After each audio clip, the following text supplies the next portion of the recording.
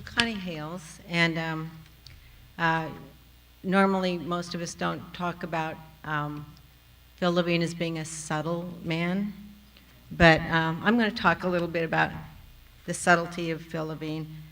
When Phil showed up for his last workshop at Fresno State in the spring of 1992, the room was packed, the roster was full, and there were many unenrolled students begging to get in.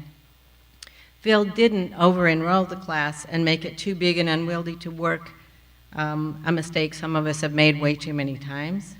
He also didn't refuse the extra students.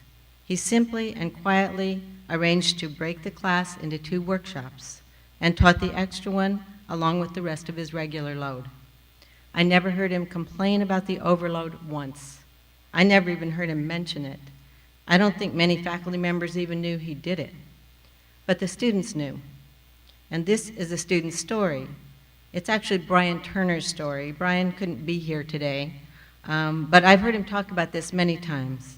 He was lucky enough to be in that second extra class, unscheduled, taught for free, without fanfare, by one of America's finest poets, who brought the same energy and passion and intensity to that extra course as he did to every single class he ever taught.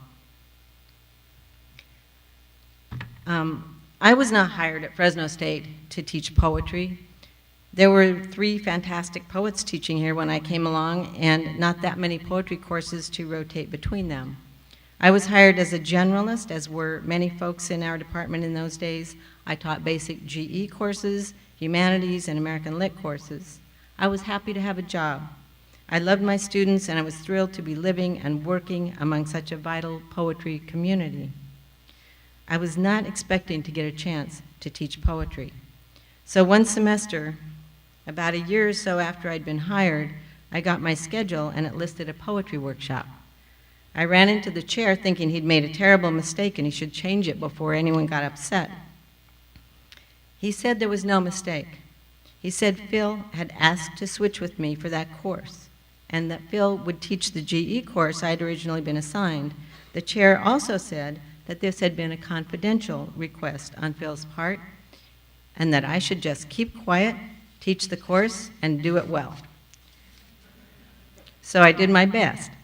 And from then on, I was included in poetry rotation. Phil never brought it up, and neither did I. But I'm grateful to him every single time I walk into a workshop on that day, on that first day. Talking about poetry with the amazing students at Fresno State has been one of the great joys of my life. There were many of these subtle, behind-the-scenes actions of generosity on Phil's part that took place over the years, probably many that some of you know about, and certainly many, many more that only Phil knew about. I envy those of you who had Phil as a teacher. It was my good fortune to work with him and observe him as a colleague, to learn about teaching from one of the greatest poet teachers ever. What struck me the most, and still does, is Phil's high regard for his students as people. He may not have always told them what they wanted to hear. To be honest, he probably rarely told them what they wanted to hear. But he never talked down to them. He never condescended. I loved walking by his office in the hall and catching a glimpse of him in conference with a student, always leaning in, his entire focus on that student, intensely involved in conversation, and insisting by his passionate attention to it that poetry is worth all the time and energy we can bring to it. Often I'd see him walking across campus with a student or sitting on a bench engrossed in conversation about whatever was written on the piece of paper one of them was holding. And sometimes when he'd visit one of my classes or I'd visit his, I remember watching his hands as he looked at a workshop poem, one seeming to hold the sheet of paper down, the other marking up the poem, not making small editorial corrections, but moving more, I thought, like a designer or an architect, making squares around text, drawing arrows and lines, and writing his comments in those large, familiar, squared-off letters.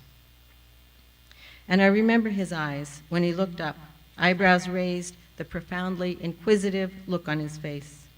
He'd ask students questions about the choices they had made. He'd ask students questions about details and authenticity. He'd ask who they were reading, and he'd listen intently to their answers.